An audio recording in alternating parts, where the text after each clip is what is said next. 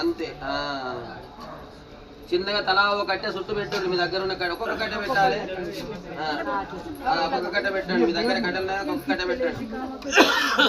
స్వాహ అన్నప్పుడు 2 చుక్కల నెయ్యి వేయండి. మీరు అది ఇయ్యాలో తెలిసిందా మీకు? ముట్టియండి. కర్పూరం పెట్టండి.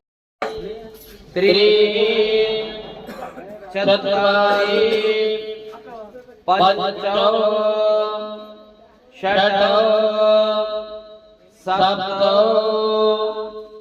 आठ